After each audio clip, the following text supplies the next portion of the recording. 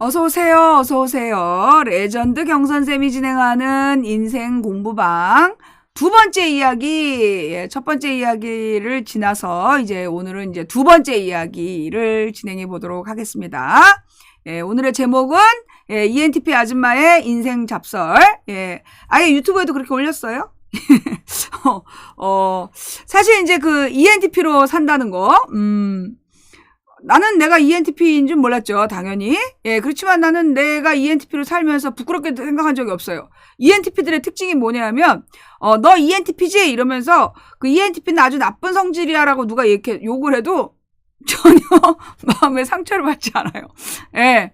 천재래잖아, 뭐 이러면서. 그러니까 이제, 우리 딸 같은 경우엔 FP인데, 얘는 굉장히 작은 말에도 상처를 받아요. 근데 나는 전혀 상처받지 않는다는 거죠. 뭐래더라? 네가 열심히 하지 않았지만, 너 한 거에 비해서는 굉장히 결과가 좋다라는 말을 들으면 엄마는 어떠냐는 거야. 그래서 난, 그건 좋은 말 아니야. 네가 노력한 거에 비해서 결과가 좋다라고 누가 얘기하면 엄마 느낌이 어떠느냐. 그래서 그거는 조금만 일하고도 큰 성과를 거뒀다는 좋은 뜻 아니냐.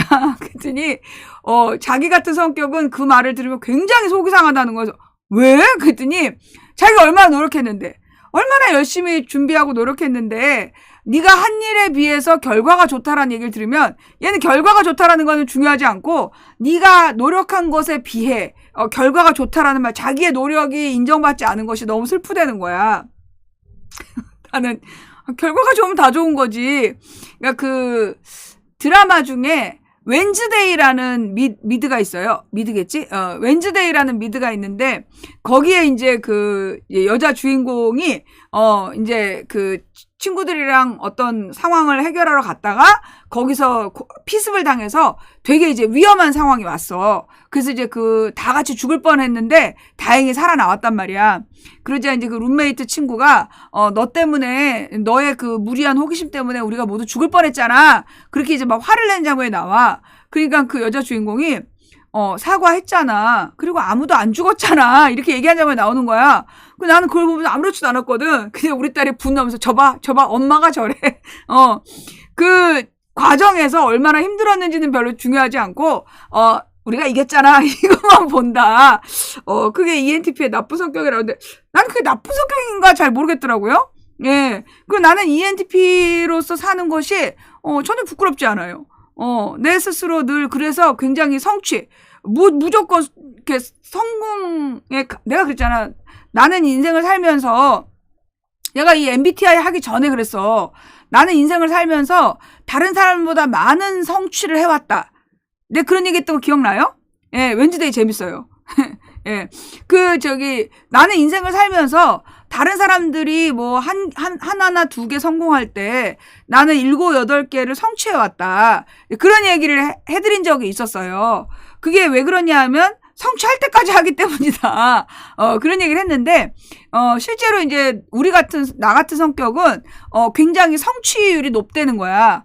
왜냐하면 이제 다른 사람들은 여러 가지를 계산을 해가지고, 이제 과정과 절차를, 원칙대로 한다는 거지. 근데 이제 우리 같은 사람들은 일을 성공시키는 게 중요하기 때문에, 이렇게 가서 가야 되는 길이야. 근데 우리는, 이렇게 가서 그게 빨리 성공할 수 있으면 그렇게 간다는 거죠. 과정과 절차에 그렇게 매이지 않는다는 거죠. 그 과정에서 막 사람들이 지치고 힘들고 상처받고 별로 중요하지 않아요. 빨리 성공한다는 게 중요하기 때문에, 그래서 이제 내가 옛날에, 홈페이지 관리자로 일할 때 많은 기술자들을 기절시켰던 경험이 있죠. 얘기를 들어보니까 그러더라고. 그 시절에는, 지금부터 20년 전에는, 지금부터 20년 전에는 우리는 이제 소위 개발자, 이 IT 개발자들이 되게 힘들었다는 거예요. 모든 걸 다 이제 코딩을 해야 되기 때문에 아주 사소한 것들도 그러니까 가령 타원형의 버튼을 하나 만들기 위해서 엄청나게 많은 코딩을 했어야 됐다는 거야.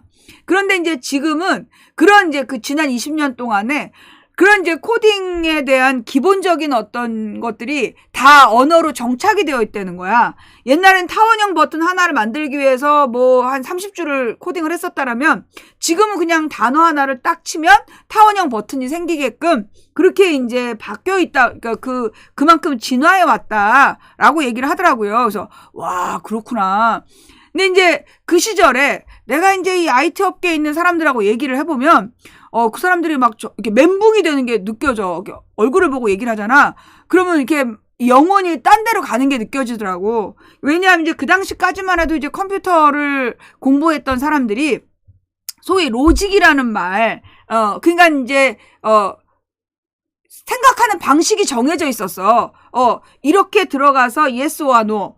그래서 이제 no? 그럼 여기서 또 어떤 조건 제시? yes와 no. 이런 식으로 이제 그 생각하는 방식이 정해져 있었는데, 그래서 이제 내가 이런 게 필요하다. 그래서 이 사람들이 그걸 막 만들고 있는데, 그런데 이건 어떨까요? 라고 중간에 쳐들어가는 거야. 그러면 이제 막 첫 번째 과제에 대해서 막 그 설계를 하고 있는데, 아이디어를 내면 그 설계를 하는 과정에서 이제 멘붕이 오는 거야. 그래서 이제 그거를 이제 바꿔가지고 이제 이렇게 다시 설계를 이제 막 하고 있는데, 이런 방법도 있는 것 같아요. 뭐 이런 식의 아이디어를 내면,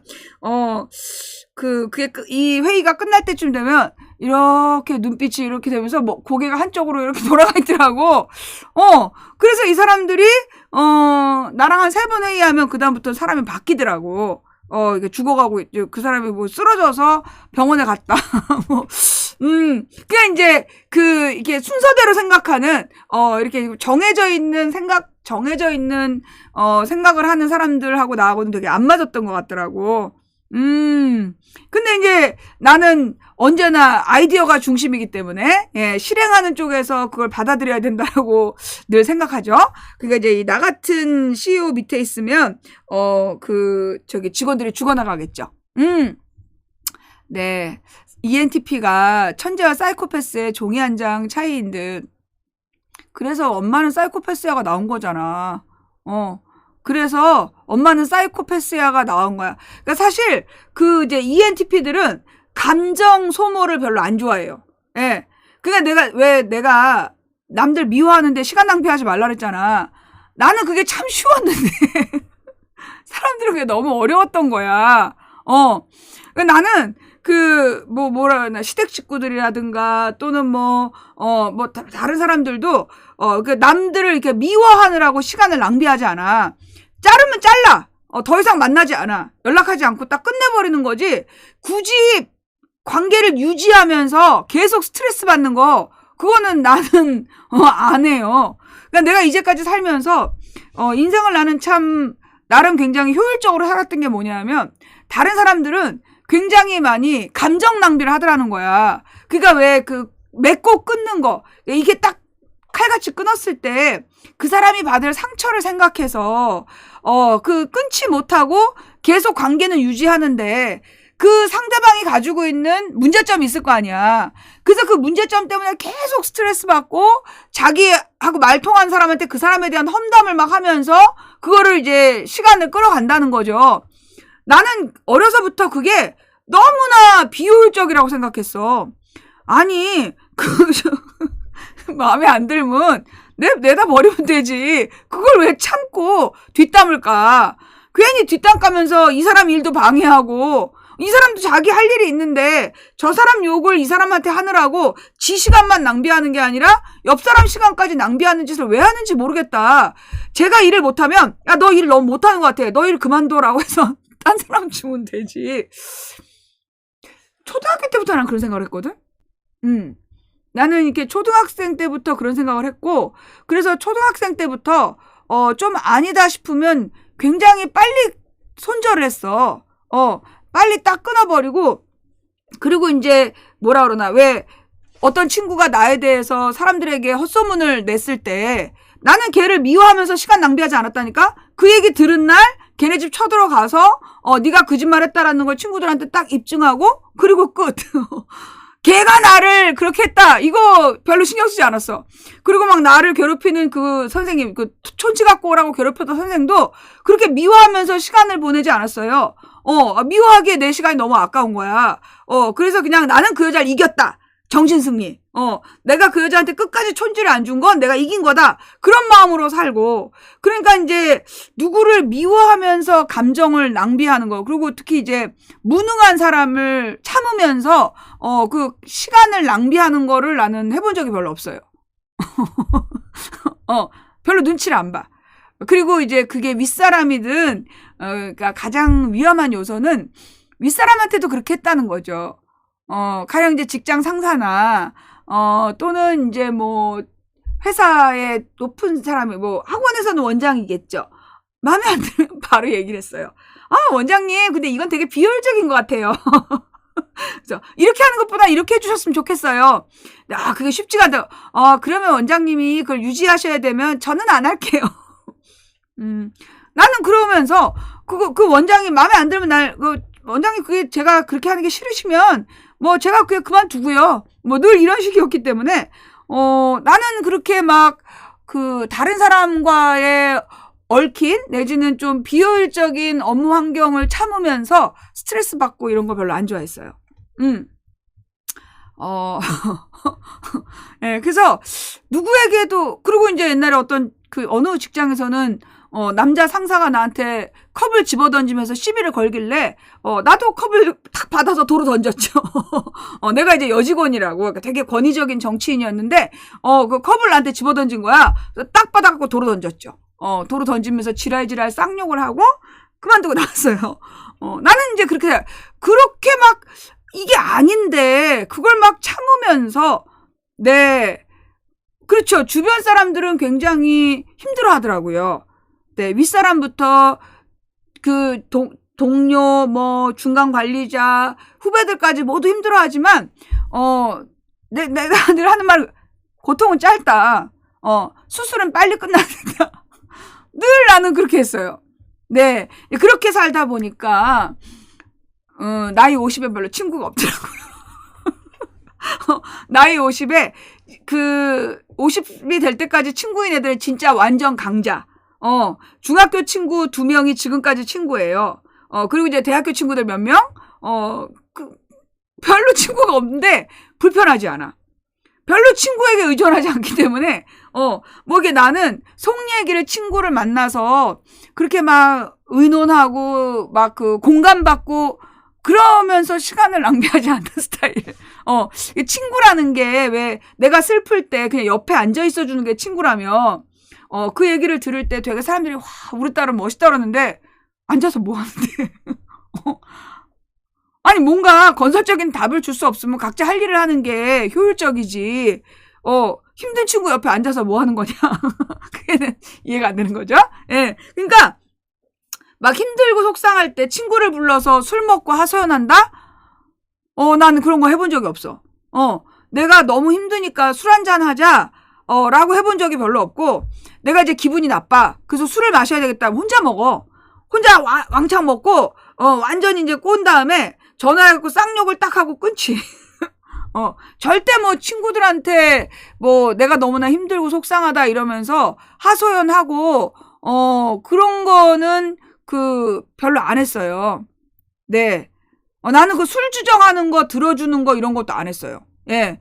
누가 막 이렇게 술 주정하는 친구들이랑 같이 어울려 본 적도 없고, 왜냐하면 이제 술을 주정할 것 같잖아. 그러면 빨리 먹여. 더 먹여갖고 토하게 한 다음에 실어서 보냈어.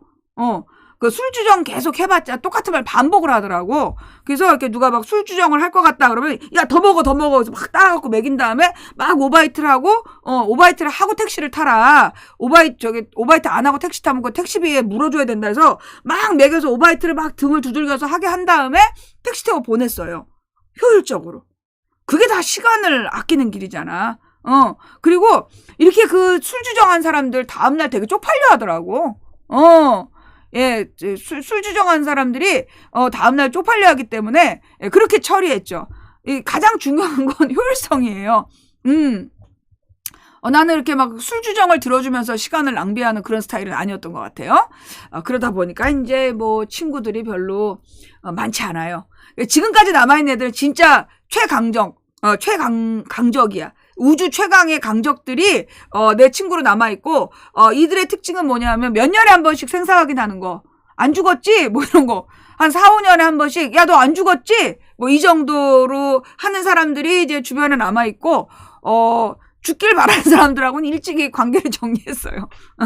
죽기를 바라는 사람들하고는 일찍이 관계를 정리했기 때문에 나는 사실 그게 선행이었어. 왜? 내가 싫어하는 사람을 내가 계속 만난다면 그 사람들 위험해. 내가 무슨 짓을 할지 모른단 말이야. 내가 얘를 제거해야 되겠다. 얘가 계속 내 앞에서 깔짝거린다. 그래서 내가 스트레스를 받으면 얘를 제거하기 위해서 무슨 짓을 할지 모르기 때문에 난 일찌감치 정리해 준 거지. 정리하고 살 길을 찾아갈 수 있도록 배려를 해준 거야. 그래서 나는 이제 늘 그렇게 살아왔고, 그리고 이제 하고 싶은 말을 다 하고 살아왔죠. 그래서 이제 내가 그랬잖아. 누가 나한테 지랄할 때 나는 마음에 상처를 받지 않는다. 네가 지랄병에 걸렸구나. 라고 난 생각하기 때문에 제가 지랄병에 걸려서 나한테 시비를 거는 거다. 정상적인 사람이라면 지금 나한테 지랄할 상황이 아니다. 난 그렇게 생각해요. 실제로 누가 나한테 말도 안 되는 막 화를 내. 그리고 그것 때문에 마음에 상처를 받기보다 얘가 지금 정신적으로 문제가 있구나. 그렇게 이제 생각을 하고 그래서 이제 나는 별로 그가 막 소리를 지르고 난동을 피울 때 관찰하죠. 저 지랄병이 어디까지 갈 건가. 혹시 위험한 선택을 할래나 극단적 선택을 하지 않도록 언제쯤 끊어야 될까. 119를 부를까 112를 부를까 이렇게 생각하면서 듣기 때문에 전혀 마음에 상처가 안 돼. 근데 이제 거기까지는 이제 속으로 생각하면 괜찮은데 나는 늘 그걸 입 밖에 내는 게 문제지. 네가 지금 지랄병이 걸렸구나. 너 지금 심리적으로 불안하지. 너 뭐 안 좋은 일 있니? 회사에서 잘릴 것 같아? 그래, 평상시에 네가 이렇게 좀 썩 성실한 편은 아니잖아. 뭐 이런 얘기를 해가지고 이 상대방이 조금 더 진도가 나가는 경우가 있더라고요. 네, 그래서 제가 이제 여러분께 저의 경험을 여러분께 나누자면 상대방이 여러분한테 지랄을 할 때 그때 마음에 상처받지 마세요. 그리고 저 사람이 지금 지랄병이 자기 상황이 너무나 안 좋기 때문에 어떤 화낼 필요가 있었고 그래서 지금 화를 내고 있는 거다. 이건 내 잘못이 아니다라고 생각하신 후 그러나 절대 입 밖으로 네가 지금 상태가 굉장히 안 좋구나. 너 뭐 네가 잘못해갖고 죄책감에 시달리고 있지? 뭐 이런 식의 이 얘기를 입 밖에 내면 안 되더라. 그냥 가슴 속에 생각만 해야지 그걸 입 밖에 내면 안 되더라. 가장 중요한 건 우리 요즘에 이 신자유주의 시대를 살고 있는 젊은이들이 이 신자유주의 시대를 살고 있는 젊은이들이 너무나 상처를 쉽게 받아. 너무나 상처를 쉽게 받고 그러면서 막 다른 사람이 가령 지하철에서 할아버지가 지랄했어. 그걸로 나는 한 번도 상처받은 적이 없어요. 근데 우리 딸은 엄청 데미지를 받더라고. 내가 왜 이런 일을 당해야 되나? 우리가 많은 경우에 많은 사람들이 내가 왜 이런 일을 당해야 되나 이것 때문에 막 한없이 서럽대는 거야. 이건 내가 당한 게 아니야. 그냥 걔가 지랄한 거고 모든 사람들에게 불특정 다수에게 지랄을 한 건데 그 지랄을 내가 왜 당해야 되나 이런 생각하면서 시간을 낭비하지 마라. 그냥 저자가 미친 거다. 저 사람이 지금 자기 인생이 실패해서 지랄하는 건데 그걸 왜 내가 이런 일을 당해야 되나 이런 생각을 하면서 괜히 나한테 데미지를 입히지 마라. 그리고 이제 많은 경우에 실제로 누군가의 언행이 타인의 언행이 나를 상처내는 경우는요. 그거 그 사람 때문이 아니야. 나 때문이야. 내가 늘 반복적으로 얘기하지만 내 스스로 어떤 자책감이 있거나 또 위축되어 있거나 자신감이 떨어져 있을 때 그때 타인이 하는 아주 사소한 언행으로도 상처를 받는다는 거죠. 그 사람은 그런 뜻으로 얘기한 게 아닌데 내 마음에 어떤 걸기적거리는 게 있으면 내 마음에 뭔가가 이렇게 좀 얹혀 있으면 모든 말이 전부 다 그렇게 들리는 거야. 자기가 어떤 찔리는 약점, 자기 마음에 뭔가 찔리는 부분이 있을 때 도둑이 지발저린다고 자기 마음에 찔리는 게 있을 때 다른 사람이 그냥 지나가는 말로 툭 던진 건데 그거에 막 상처를 받는다는 거죠. 그래서 이제 스스로 그럼 왜 이런 상처들을 받느냐? 그러면 본질은 뭐냐? 내가 왜 이런 일을 당해야 되나? 그런 생각들을 참 많이 하더라. 여러분이 그 일을 당해야 될 어떤 이유도 없고, 여러분을 콕 집어서 당한 건 아니라는 거죠. 예를 들어 비가 오는 게 여러분한테만 오는 건 아니잖아요. 비가 오는 건 모든 사람에게 오는 거지 나한테만 딱 내 머리에만 비가 오는 건 아니잖아. 그러니까 우리가 항상 이제 마음을 좀 잘 관리할 필요가 있어. 내가 늘 얘기하잖아요. 어떤 문제를 이렇게 한 발 떨어져서 봐라. 한 발 떨어져서 보고, 왜 내가 이런 그렇게 생각하면서, 왜 나한테만 그런 생각 하지 마라. 왜 내가 하는 일은 다 안 되나, 뭐 이런 생각 하지 말고, 이건 누구한테나 일어날 수 있는 일이다. 항상 좀 한 발짝 딱 떨어져서 생각하는 훈련을 자꾸 할 필요가 있다. 근데 이제 이 무한 경쟁 시스템, 소위 이제 이 신자유주의 무한 경쟁 시스템에서는 사실 1등이 아니면, 1000명이 달려서 1등만 기억하고 9,999명 기억을 안 해줘요. 1등만 이긴 거고 9,999명은 진 사람이야. 승자가 너무 조금이야. 그러다 보니까 이제 이 패자인 사람들이 그런 패배의 경험이 반복되면서 자존감을 많이 잃어가는 거거든요. 그러니까 MZ세대라고 진짜 말도 안 되는 지금의 10대부터 40대까지를 MZ세대라고 30년을 묶어놔서 MZ세대가 지랄지랄 하잖아. 우리를 왜 같이 묶었냐. 그래서 막 얘기를 하는데 실제로 이제 이 1990년대 이후에 청소년기를 보내고 성장한 사람들은 기본적으로 무한 경쟁 체제에 노출되어 있었고 1등만 기억하는 더러운 세상에 살다 보니까 패배의 경험이 반복되다 보니까 스스로 내 자신을 굉장히 루저라고 생각하는 거야. 자기가 자기를 루저라고 인지하는 거예요. 내 마음의 모든 상처는 거기서 오는 거야. 근데 이제 여러분이 날 보시면 아시겠지만 나는 퀴즈 프로 같은 데 나가서 이기려고 노력하지 않아. 막 그 퀴즈 프로 같은 데 가가지고 이제 왜 지난번에 아프리카에서 퀴즈 프로에 나갔었잖아. 근데 내가 거기서 막 이기려고 노력하지 않아요. 그거 왜 그러냐. 그 경쟁에서 이긴다고 그래서 나한테 아무런 득이 될 게 없어. 아니, 그 경쟁에서 이기는 게 뭘 중요해. 그러니까 나는 학교 다닐 때도 그랬거든. 1등 하는 게 왜 중요해? 1등? 그거 1등 하는 애야. 1등이 필요한 애나 하는 거지. 그냥 나는, 내가 그냥 90점만 넘으면 돼. 이렇게 살았기 때문에, 80점이면, 내가 80점밖에 안 됐나? 이런 생각을 하고, 적어도 90점은 넘어야지? 그랬지, 하나라도 틀리면 광분하는 그런 스타일이 아니었어요. 나는 언제나 이제 누군가랑 경쟁을 하라고 그럴 때, 그 경쟁에서 반드시 이겨야 된다는 생각을 안 했어. 내가 이게 살아오는 과정이 그랬어요. 어떤 경쟁에서 내가 최고가 돼야지, 1등을 해야지, 그런 생각 안 하고, 그냥 즐기는 거야. 내가 재미있는 만큼만. 내가 재미있는 만큼만 즐기는 거지. 근데 사람들은 보면, 자기한테 꼭 필요하지 않은데도, 목숨을 걸고 하려고 그래. 목숨을 걸고 하려고 그러고, 거기서 꼭 이기려고 그러고, 뭔가 이렇게 성취를 하려고 그러는 거야. 그러니까, 무슨 얘기냐. 나는 내가 필요한 거, 내가 하고 싶은 것만 성취하기에도 시간이 모자란데 남들이 깔아놓은 판에서 남들이 만들어놓은 경주를 뛰면서 시간을 낭비하고 싶지 않다. 그게 나의 일관된 그 생각인 거예요. 그러니까 이제 남들이 만들어 놓은 경쟁의 틀 속에서 허우적거리면서 그들이 여기서 이기려면 뭘 해야 돼? 이런 거 안 한다는 거죠. 내가 만약에 난 오징어 게임을 안 봤지만, 만약에 오징어 게임 같은 데 끌려갔다. 어떻게 여기서 탈출할까? 그 경쟁에서 이기는 게 아니라, 어떻게 여기서 탈출할까를 나는 생각했을 거라는 거지. 어떻게 하면 이 지도부를 공격해서 지도부를 제거하고 탈출할 거냐. 쟤네들이 살아있으면 나를 공격할 거니까. 그런 식인 거죠. 그러니까 경쟁의 틀을 누군가 제공해 가둬놓고 그 경쟁의 틀로만 달리라고 그러는 거잖아. 옛날에 그레디에이터에 보면 타조 경기가 그런 거잖아요. 달리는 길을 만들어 놓고 타조들을 막 달리게 하는 거야. 타조는 왜 달려야 되냐고. 보통 타조는 자기가 필요해서 달리는 건데 그 경주마도 마찬가지잖아. 그걸 왜 달려야 되냐고. 쓸데없는 거. 그러니까 난 그런 생각을 하기 때문에 옛날에 광우병 촛불 시위를 할 때, 광우병 소고기 반대 촛불 시위를 할 때, 다 같이 그냥 당기라니까 줄을 엮어서 당길 때, 그거 왜 당겨야 되냐라고 물어본 거야. 난 내가 필요하다고 생각하면 안 해. 그러니까 남들이, 여러분들이 가지고 있는 루저의 경험이라는 게 여러분이 원하는 경쟁이 아니었다는 거야. 여러분이 원하는 경기가 아닌데 왜 거기에 가서 이기려고 하냐고.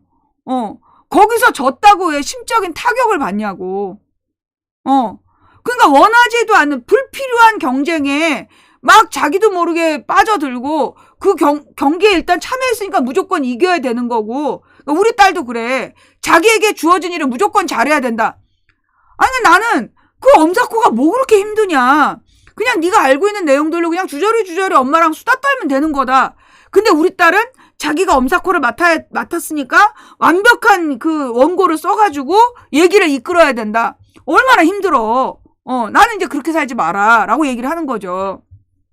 근데 지금에 보면 이제 40대 이하가 그런 것 같아. 지금 40대부터가 그렇게 이제 남들이 만들어 놓은 판, 남들이 하라는 경쟁, 거기에 노출이 돼서 시키는 일만 막 하는 거야. 시키는 대로 막 경쟁을 하는 거야. 근데 실제로 우리 모든 인간은 자기의 개성과 능력이 다 다르잖아요. 우리 모든 인간은 개성과 능력이 다 다르단 말이야. 그런데 어떻게 이 개성과 능력이 다른 인간들을 하나의 경기에다 다 내몰고 거기서 무조건 이기라고 그래. 그거 자체가 말이 안 되는 거지. 아니 한마디로 내가 노래자랑에 나가서 왜 노래자랑에 나가냐는 거지. 나더러 막 노래자랑에 나가라. 그거 왜 나가? 나는 노래를 좋아하지 않는데 거길 왜 나가냐고. 근데 막 그 직장 동료들끼리 노래방 가면 무조건 불러야 되잖아. 그래서 거기서 높은 점수를 내야 되잖아. 그러니까 힘들지. 난 노래방 가서 노래 안 불러요. 술만 마시지. 그리고 누가 노래하라면 됐어. 그리고 너도 술이나 마셔. 하면서 술이나 마시지. 절대 노래방에서 노래를 안 했어. 굳이 막 시키는 대로 노래를 하고 점수를 내려고 애쓰고 그러면서 스트레스 받고 나한테는 그거 필요하지 않다는 거야. 나는 내가 여기서 술을 얼만큼 마실 수 있는가, 술을 얼만큼 마시고도 제정신을 차릴 수 있는가, 이런 게 중요하지. 난 노래를 별로 즐거워하지 않으니까. 그리고 막 학교 다닐 때도 달리기 경주에서 한 번도 이겨본 적이 없어요. 운동회 때 한 8명씩 조를 짜서 이제 달리는 거야. 그래서 1, 2, 3등까지 하면 이제 저기에서 학용품을 줬단 말이야. 나는 거기 한 번도 1, 2, 3등을 한 적이 없어. 그런데 어느 운동회 때 특단의 사태가 터진 거야. 나는 그냥 이제 즐기면서 달렸지. 그런데 그만 내가 다 끝까지 안 갔는데 선생이 뒤에서 총을 쏴버린 거야. 그래가지고 이제 내 앞에 어떤 애들 둘이 달려 들어가더라고. 근데 내 손등에다가 이렇게 도장을 찍은 거야. 내 뒷팀의 3등이라고 나를 찍은 거지. 그래서 내가 선생님 쫓아다니면서 아니다! 나는 앞에 팀 8등이다! 뒤에 팀 3등이 아니다! 그 끝까지 얘기했음에도 불구하고 그게 받아들여지지 않았던 3학년 때, 하여튼 초등학교 때 어느 운동회가 난 충격이었어요. 그래서 그 뒤로는 뒤에 팀이 출발하기 전에는 들어와야 된다. 그게 내 운동회 지론이 됐지. 그러니까 이제 다른 팀이 출발하기 전에는 내가 뛰어야, 그래야 뒤에 팀 3등이 뒤에 팀 사람들이 피해보지 않는다. 그래서 내 어린 시절에 내가 정한 규칙이 뭐였느냐. 나는 내 인생을 내 맘대로 살겠다. 내가 즐기면서 살되 다른 사람에게 피해를 입히진 않겠다. 그 운동회가 되게 중요했어. 나는 내가 하고 싶은 것만 하고 내가 좋아하는 것만 하면서 살 거다. 그런데 다만 내가 좋아하는 일이 다른 사람에게 피해를 끼치면 안 된다. 그걸 나는 어린 시절에 내 삶의 방식으로 정했던 거죠. 네. 뒤에 팀인데도 3등 그랬던 거죠? 네. 그래서 나는 그렇게 살아왔어, 인생을. 예. 근데 이제 지금의 이 지난 30년 동안을 살아온 우리 젊은이들은, 그러니까 우리 이제 인간들이 그런 자기가 선택할 수 있는 상황이 아니었던 거야. 그죠? 지금의 40대 이하는, 인생을 살면서 뭔가를 스스로 선택할 수가 없었던 거야. 남들이 하라니까 좋은 대학 가야 됐고, 남들이 하라니까 좋은 직장 가야 되고, 남들이 하라니까 좋은 신랑감, 좋은 아내를 골라야 되고, 남들도 자녀를 둘은 낳으니까 둘을 낳아야 되고, 그리고 모든 아이들을 막 특목고에 보내야 되니까 특목고에 보내야 되고, 그런 식으로 많이들 살더라는 거지. 그러니까 가만 보면 그 지금의 40대 이하는 그 내가 내 선택이 아니라 그 알 수 없는 존재들이 만들어 놓은 틀대로 그 안에서 허덕허덕 쫓기면서 살더라. 근데 그렇게 만들어진 거야. 지금의 이 신자유주의 체제는 소위 무한 경쟁이 누구에게만 유리한? 지들에게만 유리한 경쟁의 틀을 만들어 놓고 그 경쟁의 틀에 모든 사람을 몰아넣어. 그래 놓고 자기네가 이겼다. 그런 게 바로 신자유주의야. 그러니까 우리가 굳이 그 신자유주의의 구판에 놀아날 필요가 없다는 거지. 그래서 지금 우리가 그 젊은이들 사이에 유행하는 말이 선택 장애라는 말이잖아요. 그게 사실은 이 장애인을 비하하는 표현이라서 쓰면 안 된다라는 우리가 이제 책을 봤잖아. 그 책에 나오기 전까지는 많은 사람들이 선택 장애라는 말을 굉장히 세련된 용어인 줄 알고 썼어. 젊은 사람들이 자기가 뭐 결정을 잘 못한다고. 그런데 우리가 이제 그렇게 자기가 선택을 잘 못하는 거 그거는 자기 문제가 아니야. 이 사회가 그렇게 만들었어. 이 사회가 스스로 선택하지 못하게끔 만든 거야. 그 틀을 주고 그 틀 속에 똑같이 딱 꾹꾹 눌러서 그 틀거리에 맞는 인간형을 계속 만들어내고, 그래서 그 인간들은 주체적인 사고를 하면 안 되고 시키는 대로 생각하고 시키는 대로 행동하라. 그러니까 그 속에서 끊임없이 자존감을 이뤄온 거야. 나는 그 경쟁에서 진 사람이다. 그 경쟁에서 졌다 해서 루저라는 생각들을 하게 됐던 거죠. 자, 발상의 전환이 필요한 거야. 그런 마음으로 스스로 그 루저라고 생각된다라면, 자, 다른 말로 여러분들은 지금 이 경쟁 시스템이 맞지 않다라는 것들을 깨달은 자들이라는 거야. 거기서 이긴 자들은 이 경쟁 시스템에 맞는 사람들이야. 근데 여러분이 스스로 내가 루저라고 생각한다면 이 경쟁 시스템에 나 스스로는 안 맞는 사람인 거야. 그러니까 그 루저라는 느낌, 내가 뭔가 불만족하다라는 느낌, 나는 이제까지 내가 못나서 자존감이 없는 거라고 생각했다라면 생각을 바꿔서 나는 누구다? 여러분이 매트릭스의 그 키아누 리브스라는 거지. 매트릭스에 나오는 키아누 리브스가 그들이 만들어 놓은 그 상상 속에 살면서 공허감을 느낀 거잖아. 이건 뭐 좀 아니다 싶은 거. 그래서 그는 진실을 향해 나아간 거잖아. 그러니까 여러분들이 그 여러분들이 지금의 이 신자유주의 30년 동안 나는 루저였던 것 같아 라는 마음으로 살아왔다라면, 발상을 바꾸면 이 신자유주의의 경쟁의 틀이 나에게는 안 맞는 거야. 내에겐 안 맞는 것이니까 이제 내가 내 삶에 맞는 일을 하겠어. 그러니까는 누구든지 나한테 뭐라고 그러는 사람들을 나는 절대 참지 않았어요. 예. 직장은 또 옮기면 되는 거고 아무것도 두려워하지는 않았던 것 같아. 세상이 그렇게 내가 두려워하는 것처럼 그렇게 막 나한테만 태클 걸고 그런 세상은 아니더라는 거야. 하고 싶은 말 다 하고 살아도 그러면서 내가 나에 대한 믿음이 있다라면 어딘가에 늘 새로운 일들은 열리기 마련이더라. 그러니 지금의 이제 그 신자유주의 체제 속에서 본인이 루저라는 느낌으로 그 고통스럽게 살았던 분들은 발상의 전환을 가져와서 여러분이 루저가 아니라 이 시스템이 잘못된 거야. 이 시스템이 잘못된 거고 이 경쟁 툴이 잘못된 거야. 규칙이 잘못된 거예요. 그러니까 이 규칙에서 무조건 이기려고 그러면서 자기를 괴롭히지 말라고. 이거 잘하는 애들은 그거 잘하면 돼.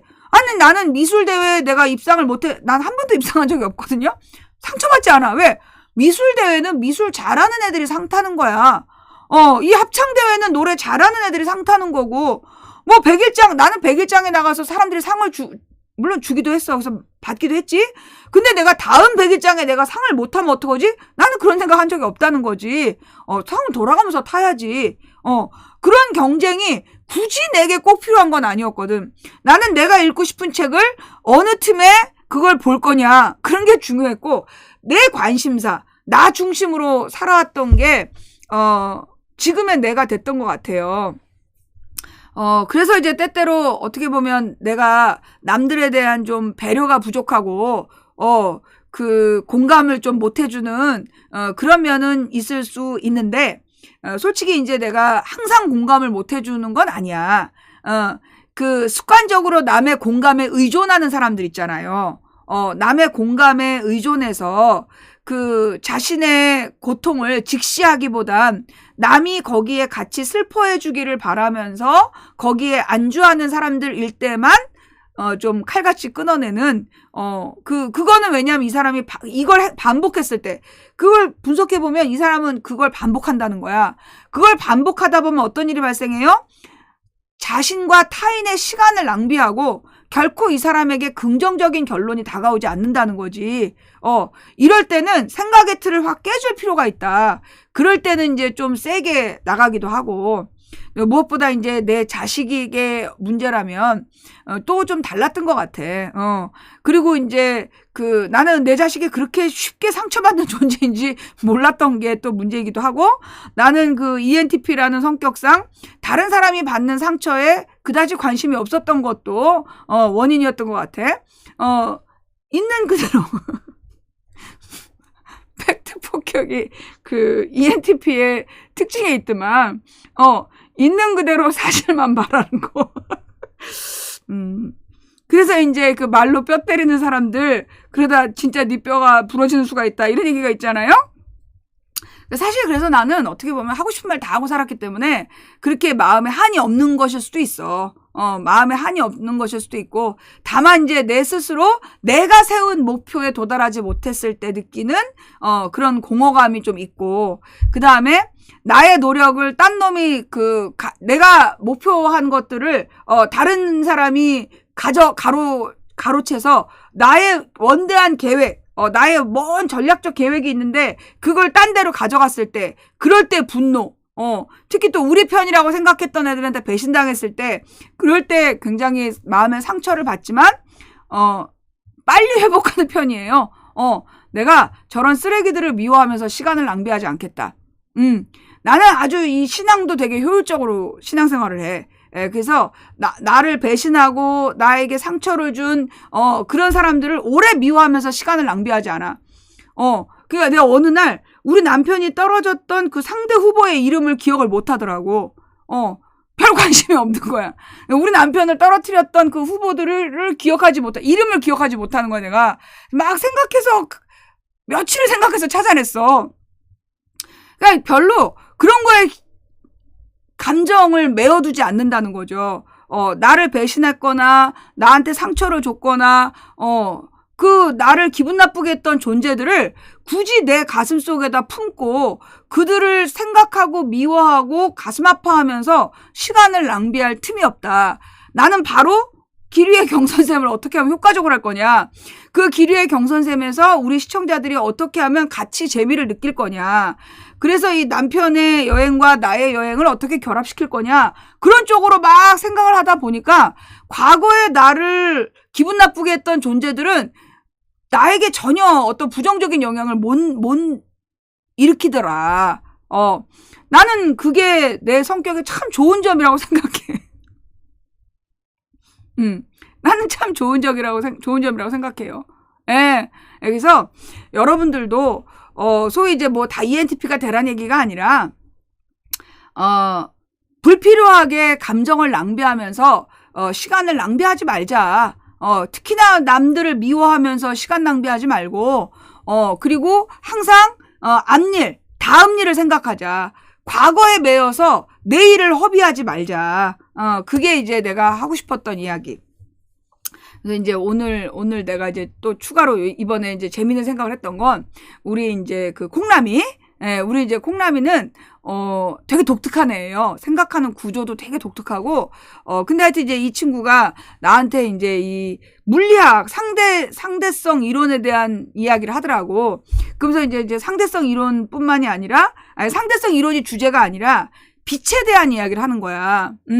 그러면서 이제 우리 딸이 뭐 하러 딴 일을 하고 있을 때 심심하니까 이제 나한테 그걸 묻는 거야. 그래가지고 이제 빛의 절대 속도에 대한 이야기. 그래서 빛은 언제나 시속 30만 킬로로 움직인다. 그래서 가령 예를 들어, 150km로, 시속 150km로 달리는 자동차가 있어. 그리고 나는 여기 서 있고, 그러면 이제 시속 150km로 달리는 자동차 안에 있는 사람에게 내가 어떤 이야기를 할 수 있느냐 하면 못한다는 거야. 왜냐하면 이 사람은 빨리 가버렸기 때문에. 근데 같이 시속 150km로 달리면 창문 열고 서로 욕할 수 있잖아요. 도로에서 문 열고 서로 야 이씨발로 하면서 서로 욕할 수 있잖아. 그건 같은 속도로 이동할 때 그게 가능하다는 거다. 그런데 빛은 내가 29만 9천 시속 29만 9,999km로 달려도 빛과 같은 속도를 낼 수 없다. 빛은 언제나 시속 30만 km로 나로부터 멀어지는 거다. 그래서 빛을 절대 속도라고 그러고 광속을 능가할 수 없다. 그런 이야기들을 이제 막 해주더라고요. 그래서 정말 너무 재밌다. 그러면서 과연 그러면 빛이란 무엇인가? 그러니까 이제 이 빛이라는 건 시속 30만 km로 움직이는데 언제나 시속 30만 km로 움직이고 이게 상대적이라는 거야. 그러니까 절대적이라는 거야. 그러니까 시속 30만 km로 움직이는 존재가 있다 할지라도 그로부터 빛은 시속 30만 km를 더 빨리 간다는 거야. 그래서 빛은 절대로 따라잡을 수 없다라는 게 그게 이제 아인슈타인이 이야기한 상대성 이론이라는 거야. 그러면서 이제 소위 이제 이 물리학이라는 게 시간과 공간, 그러니까 우리가 요즘은 고등학교 물리학 교과서에 상대성 이론이 나온대요. 우리 어렸을 때는 그 물리학 교과서에 상대성 이론이 나온 기억이 없거든, 나는? 근데 요즘에 고등학생들이 보는 물리학 교과서에는 맨 첫 부분에 상대성 이론이 나온대. 그래서 일반 상대성 이론과 특수 상대성 이론이라는 것들이 맨 첫 부분에 나와 있다는 거야. 굉장히 많이 바뀐 거죠. 우리는 어린 시절에 그 상대성 이론이라는 것을 아인슈타인이 했다고 교과서에서 배운 게 아니라 무슨 교양에서 배웠어. 근데 이제 그런 이제 물리학 이론이 나오더라고. 근데 내 기억에 물리학에서 가장 중요하게 했던 게 뭐였냐면 시간과 공간과 속도에 대한 이야기. 물체가 시간에 따라 이동한 거리, 그걸 가지고 속도를 측정하잖아. 그래서 이제 그 물체가 몇 미터를 몇 초에 이동했느냐, 이게 속도다. 그래서 미터 퍼 세크. 또 이제 시속, 그래서 초속 얼마, 시속 얼마라는 게 결국 단위 시간 동안에 어느 정도의 공간을 이동했느냐, 이게 이제 속도를 이야기하는 건데, 이게 계속 빨라지면, 속도가 아주 빨라지면, 시간과 공간이 분리된다. 시간과 공간이 분리되면서, 그래서 어떤 일이 생기느냐. 인터스텔라라는 영화가 나왔다는 거야. 그래서 아주 빠른 속도로 우주를 여행하다 돌아왔더니 지구의 시간은 나의 시간과, 나의 물리적 시간과 달리 흘렀더라. 그게 이제 인터스텔라라는 영화 이야기인 거예요. 그러면서 이제 이 물리학이라는 게, 그래서 무조건 항상 시속 30만 km로 먼저 가는 게 빛이다. 그런 이야기를 막 하더라고. 그래서 이제 내가 물어봤어. 너는 빛을 뭐라고 생각하냐? 그랬더니 물질이라고 생각한대. 그러면 모든 물질은 빛하고 다른데, 빛과 다르게 움직이는데 왜 빛이 물질이냐 했더니 그래도 물질이라고 자기는 믿는다는 거야. 그래서 이제 그런 이야기를 이제 막 했어.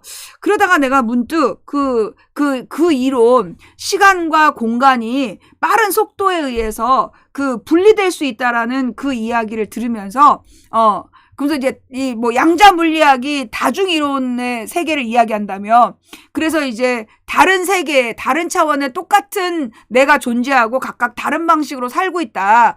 이런 이야기가 또 이제 이 영화의 많은 소재로 쓰였다는 거 아니야. 근데 내가 그런 이야기를 들으면, 인터스텔라 얘기를 들으면 우리는 그게 과학적으로 가능하다라고 믿잖아요. 그죠? 인터스텔라라는 영화를 보면서 그게 물리학 이론이다. 물리학의 이론상 가능하다라고 우리는 이해하잖아. 그죠? 그런데 우리는 이와 같은 이야기를 이미 아주 오래전에 들었어. 언제? 언제? 옛날에 도가 사상에서, 도가 사상가들 사이에서는 무슨 얘기가 있었어요. 나무꾼이 나무를 하러 갔는데 노인 둘이 장기를 두고 있어서 도끼를 옆에다 놓고 장기 한 판을 구경했는데 장기가 끝난 다음에 보니까 이 도끼 자루가 다 썩어 있더라. 그런 이야기가 소위 이제 도가 사상의 한 부류인 그게 이제 신선 사상 쪽으로 발전한 내용에 보면 그 얘기가 있었다는 거죠. 예, 그래서 도가에서 그런 이야기를 했을 때는 우리는 전혀 비과학적이라고 생각했잖아. 그 나무꾼의 썩은 도끼자루 이야기를 들을 때는 그거는 그냥 전설이고 이야기라고 생각하지 그게 전혀 과학적일 거라고 생각하지 않는다는 거지. 물론 이제 그들은 공간이 같았기 때문에 이 시간에 따라 공간이 이동했을 때 분리가 일어나는데 그들은 공간이 같았기 때문에 과학적으로는 다른 이야기일 수 있어. 그렇지만 우리는 이 시간의 상대성, 시간이 상대적이라는 거, 이게 이제 핵심이라는 거야. 상대성 이론의 핵심은 시간이 상대적이다 라는 거라는 거예요. 그래서 우리가 생각해 보니까 우리는 경험이 있다는 거지. 예, 무슨 얘기냐? 우리가 옛날에 촛불 집회했던, 그래서 2016년의 11월부터 2017년 3월까지의 그 모든 일들이 우리의 뇌에 너무 많은 분야를 차지해서 그때 일은 그 4개월은 굉장히 길게 느껴지는데 그 이전의 4년은 너무 짧게 느껴지는 거. 박근혜 시절에 대한 기억이 거의 없더라고, 내가. 박근혜 정부가 들어선 뒤에 기억이 전혀 없는 거야. 그 촛불 집회의 그 4개월이 너무나 크게 뇌에서 공간을 차지하면서 2013년부터 16년, 15년까지 무슨 일이 있었는지가 기억이 안 나더라는 거지. 그러니까 이제 시간이 상대적으로 흐른다. 문학에서는 기다리는 사람에게 시간은 늘 천천히 흐른다. 어느 드라마에 나온 얘기였어요. 기다리는 사람에게 시간은 늘 천천히 흐른다. 우리는 그걸 문학적으로 이해하잖아. 그런데 과학적으로 그게 가능하다는 거지. 시간이 항상 같지 않다. 상대적이다. 조건에 따라 상대적일 수 있다라는 이야기. 그러면서 이제 나는 거기서 빛이라는 존재에 대해서 관심을 가진 거야. 그래서 나는 빛을 물질이라고 보지 않기로 한 거야. 빛을 물질이라고 보지 않고 나는 존재라고 보기로 한 거야. 왜냐하면 물질은 전부 다 속도의 원칙에 따라서 움직여서 뭐 분리도 되고 상대적일지라도 적어도 어떤 패턴이 있는데 빛은 무조건 시속 30만 킬로로 달려도 그보다 30만 킬로 먼저 가는 게 빛이라며. 그러면 빛은 물질이 아니라 존재일 거다. 그래서 빛에는 특별한 어떤 특성이 있는 걸로 보인다. 나는 이제 그런 결론에 도달한 거야. 그러니까 사람들이 옛날에 과거에 태양신을 숭배했던 사람들, 결국 그들은 빛을 숭배했던 거거든. 그 다음에 이제 서아시아에서 오리엔트 지역에서 있었던 빛을 숭배했던 신앙의 흔적들이 있었고, 그 다음에 무엇보다 우리 이제 이 유라시아 대륙은 전반적으로 빛에 민감했고, 그리고 이제 이 태양빛 이외에 이 달의 빛에도 굉장히 신경을 많이 썼고, 그래서 달의 빛의 흐름에 따라서 원력이라는 걸 만들어서 우리가 이제 썼던 거잖아요. 그러면서 인간은 빛을 동경해 왔다. 그런 생각들을 이제 하다가 문득 깨달은 게 성리학. 그러니까 이제 이 성리학은 무슨 학문이냐면 인간의 본성과 우주의 원리를 연구하는 학문이 성리학이야. 그래서 아까 어떤 사람이 썼잖아. 이기이원론. 그래서 이 퇴계이황과 기대승의 논쟁에서 이와 기의 논쟁. 이와 기는 하나냐? 이와 기는 별도로 분리될 수 있느냐? 그런 논쟁을 이제 했다는 거죠.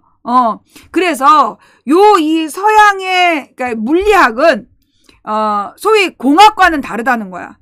물리학과 공학, 가령 빅뱅 이론이라는 미드가 있어. 빅뱅 이론이라는 미드가 있는데 거기 보면 친구 4명이 나와요. 그 중에 이제 3명은 물리학자이고 1명은 공학자야.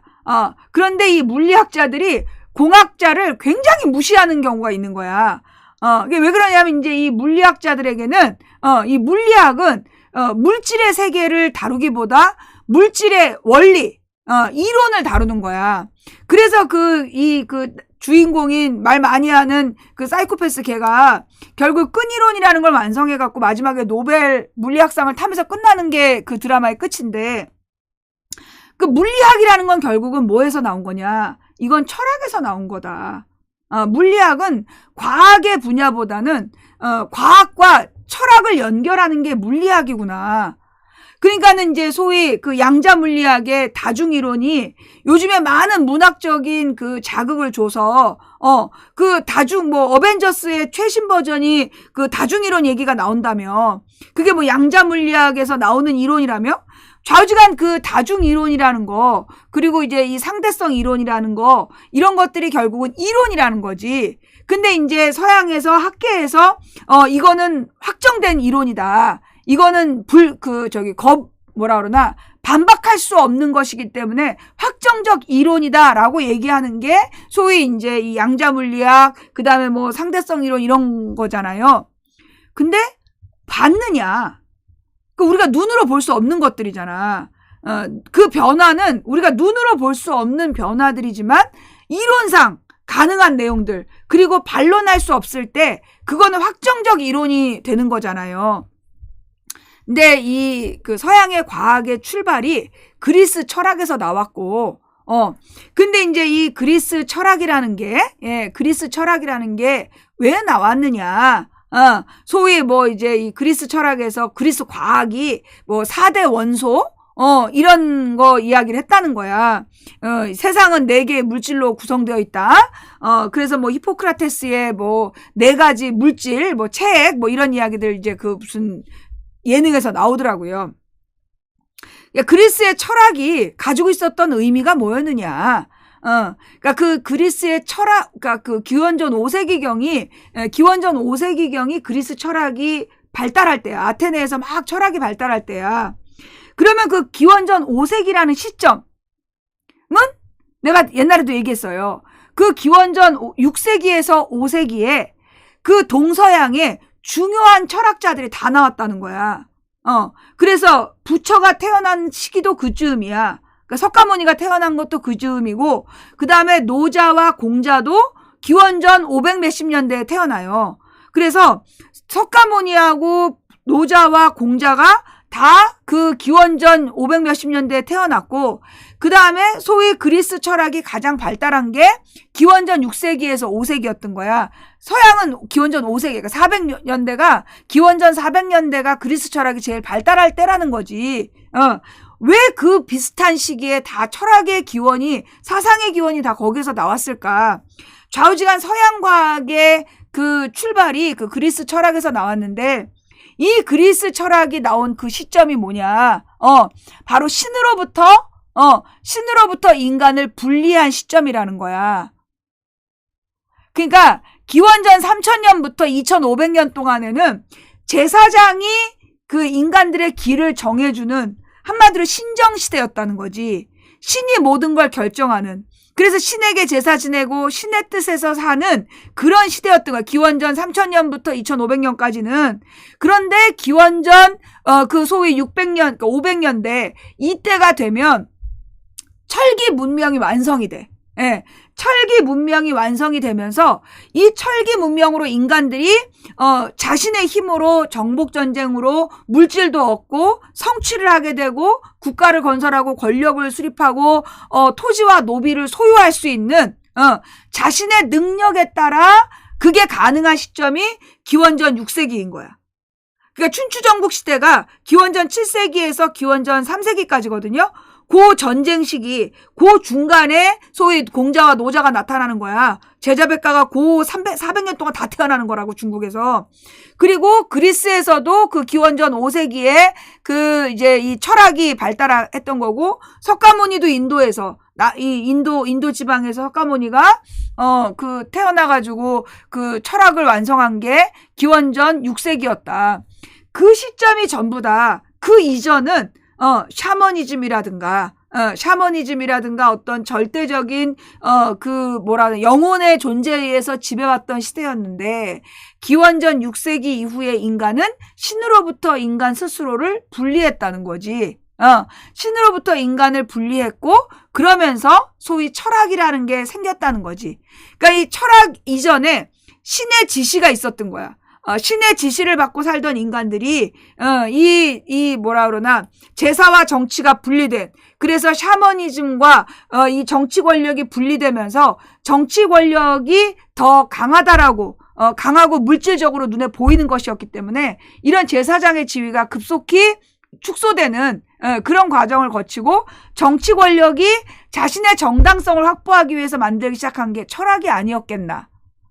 그래서 공자가 충효를 이야기하고 이 노자도 이 무위자연을 이야기하면서, 그런데 이 노자의 철학을 비판하면서 나온 게 공자의 철학이었다고. 그래서 노자의 철학을 그 공자의 비판을 가지고 좀 더 집대성한 게 장자였고 그 장자를 다시 비판한 게 맹자였다. 그래서 노장사상과 공맹사상이라는 중국의 주요 정치 철학이야. 보통 도교는 민간신앙이고 그 다음에 공맹사상이 정치철학이라고 알고 있지만 실제로 중국의 많은 왕실에서는요 도교적인 전통, 질서 또는 그 의식 이런 것들을 계속 같이 했어요. 조선에서도 소격서라는 게 있었잖아. 조선에서도 소격서가 뭐냐면 도교 행사를 주관했던 기관이었어요. 그러면 조선에서 소격서가 단독으로 있었겠냐? 조선과 고려와 조선의 모든 정치기구는, 중국의 정치기구를 많이 모방을 했어요. 모방을 해서 우리나라 현실에 맞게끔, 만들어서 썼다는 거지. 그러니까 무슨 얘기냐? 소위, 이제 이 도교도 정치 철학인 거야. 도교도 정치 철학이고, 공맹사상도 정치 철학인 거야.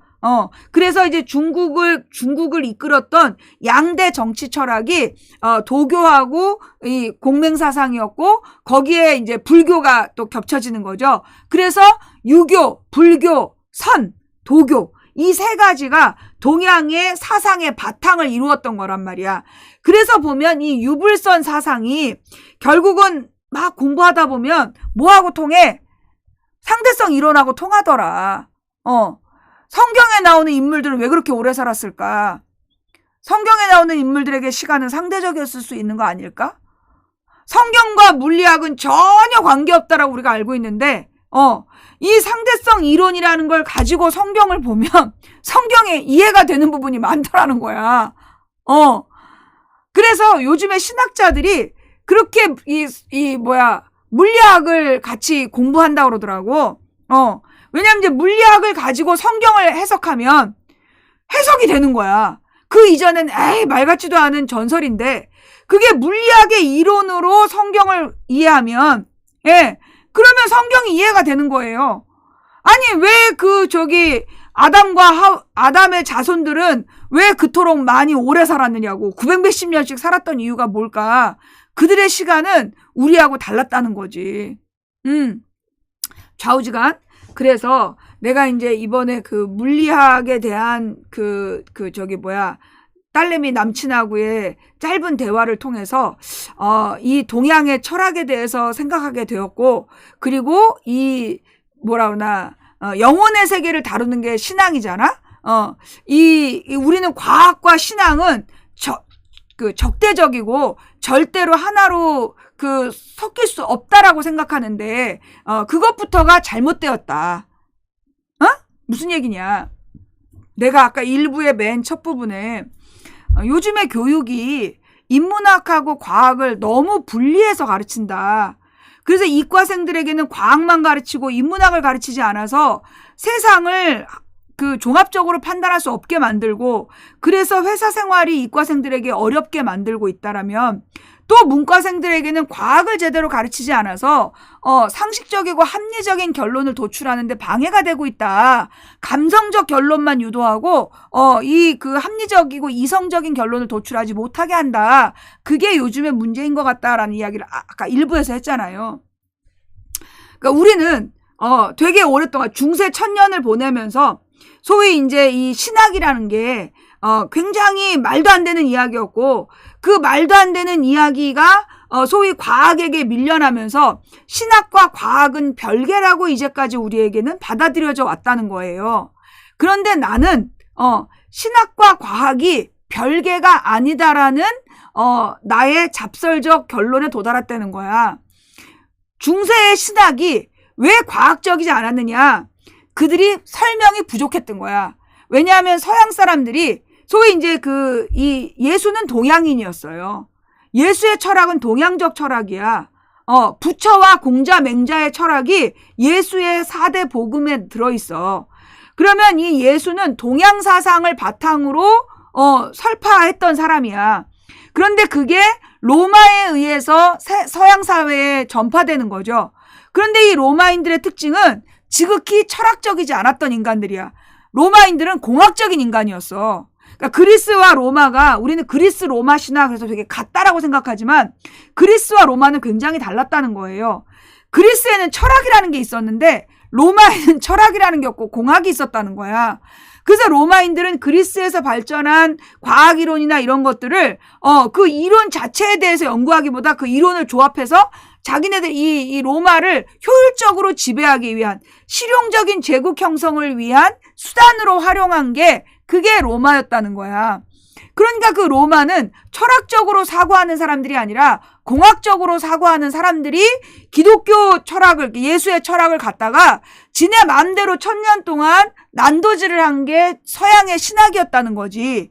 그래서 이 서양의 신학은 실제로 예수의 정신을 온전히 이해하지 못했을 것이다라고 난 생각해. 그들의 신학을 다 공부해 본 건 아니지만, 그 토마스 아퀴나스 같은 인간이 이슬람에 대해서 한 짓을 봤을 때, 이 중세의 신학은, 이 공학적인 로마인들이, 이 예수의 그 철학을 받아들여서 그들이 이해할 수 있는 수준으로 격화시키다 보니까 그게 좀 말이 안 되는 내용이었던 것 같다. 그런데 이 아테네의 철학이 소위 이 그리스에서는 그리스 정교라고 남았고 그게 지금도 존재하고 있잖아. 그러니까 이제 이 그리스 정교는 바로 이제 그리스의 철학과 연결해서 예수의 사상을 그리스의 철학적 바탕, 그 다음에 동양적 철학적 바탕이 결합되면서 사실 그리스는 동양과 서양이 만나는 철학의 융합이 일어났던 곳이라고. 그러다 보니까 이제 여기에서의 철학이 좀 더 발전했었던 게 아닐까라는 생각이 드는 것이고, 그러면서 이 그리스에서 발달했던 내용들이 나는 지금의 이 과학과 무관하지 않다라고 보는 거야. 그래서 진정한 신학은, 진정한 예수의 가르침은 나는 과학적으로 이해가 가능하다고 보는 거예요. 예, 나는 예수의 가르침을 과학적으로 다 이해할 수 있다고 보는 거야. 그러니까 물리학과 창세기는 정반대가 아니라 나는 물리학을 가지고 창세기를 보니까 창세기에서 이해가 안 됐던 부분이 이해가 되더라. 그러니까 다른 말로 우리가 과학과 신학은 정반대의 개념으로 알고 있는데 그렇지 않더라. 왜? 결국 과학이라는 건 뭐야? 신이 만든 우주의 섭리를 파악하는 학문이기 때문에 이 과학이 신학의 범주를 범주 밖에 있다고 생각하지 않는 거예요. 물론 이건 나의 잡설이야. 아무런 이론적 근거가 없는 나만의 잡설인데, 결국 신학이라는 건 하나님이, 그러니까 이 조물주가 우주의 섭리를 어떻게 만들고 운영하는가에 대해서 공부하는 게 신학인데, 그러니까 결국 우주의 섭리, 이 우주의 섭리를 추적해가는 게 과학이기 때문에, 그래서 과학과 신학은 별개가 아니라, 그게 이제 창조과학회라는 게 이제 거기서 출발한 건데, 얘네들이 이제 뭐 지구 나이 6000년설 이래가지고 개망신을 떨면서 그들의 이론이 이제 엉망이 됐는데 왜 그러냐. 그 창조과학회를 만든 인간들이 자본주의적인 욕망을 정당화시키기 위해서 활동하다 보니까 그들은 정통 신학을 벗어난 거지.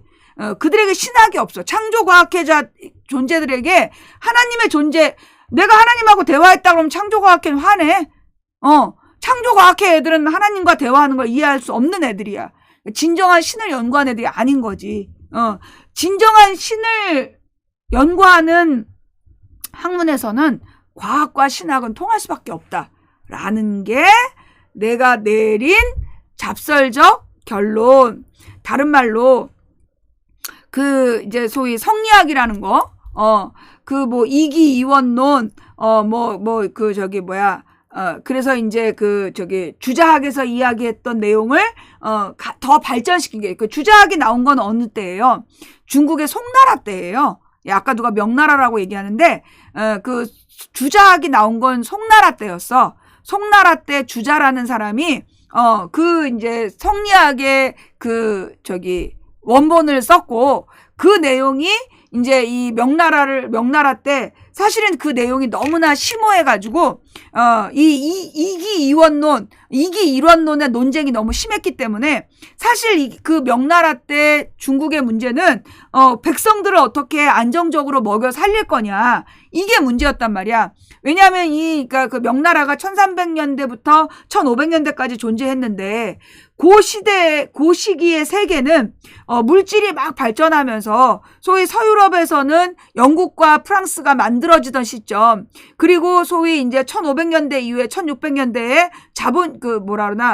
자본주의가 형성되던 그런 시점이었어. 그리고 이제 세계 이제 지도가 세계 일주가 시작되고 막 이러던 시점이었기 때문에 명나라는 이제 이 서양과 동양의 그 차이, 이런 것들을 느꼈어야 됐고, 물질이 막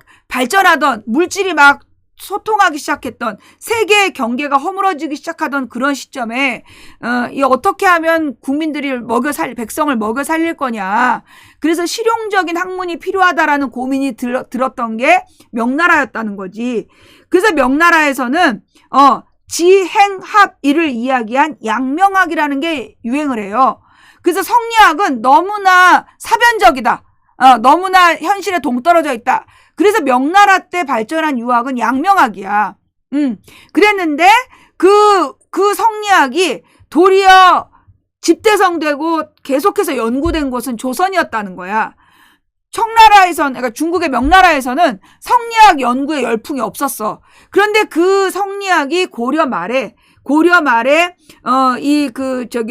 사대부들에게 전달이 됐고, 고려의 사대부들이 자신들의 어떤 정치적인 권력을 차지할 명분을 얻기 위해서 성리학적인 이론에 매달린 거야. 그래서 성리학적인 이론으로 논쟁을 해가지고 자신들의 정치 권력의 정당성을 찾고자 했기 때문에 고려 말에서 조선 초에 성리학이 계속 살아남았고, 그걸 집대성한 게 퇴계 이황이었다. 그래서 퇴계 이황의 그 제자들과 이황이 정리한 성리학이 지금까지 가장 발달된 성리학의 완성본인 거예요. 그래서 이제 동양 철학을 공부하는 서양의 철학자들이 성리학을 연구하러 중국으로 가는 게 아니라 우리나라의 도산서원으로 온다는 거야. 도산서원에 있는 퇴계 이황의 논리적인 결론이, 그 학문의 집대성이, 그게 성리학을 가장 잘 설명하고 있는 거다. 이제 그렇다는 얘기죠. 그러니 이제 우리나라가 사실은 이제 모든 철학, 그러니까 그 불교도 원래 인도에서 발생했지만 중국을 거쳐서 우리나라에 들어와서 우리나라에서 가장 많은 경전이 집대성됐고, 그래서 팔만대장경, 우리나라에 있는 그 팔만대장경이 그 시대까지, 그 시점까지 만들어진 그 불경 중에 가장 광범위한 불경이었다는 거야. 그래서 그 불교 철학을 공부하는 사람들은 우리나라 해인사에 들어와서 팔만대장경을 공부하고, 성리학을 연구하는 사람들은 도산서원에 가서 성리학을 연구해야 될 만큼 우리는 사상을 집대성할 수 있는 곳이었다. 나는 이것이 우리의 사상적인, 철학적인 어느 바탕이 된다고 생각해요. 우리는 불교나 유교나, 물론 도교는 좀 우리나라에서 그렇게 큰 영향을 미치지 못했지만, 이 불교나 유교 같은 이 철학들이 우리나라에 와서 집대성됐다는 건 뭐냐? 우리 국민들이 그만큼 철학적인 사고의 바탕이 되어 있는 국민들이다.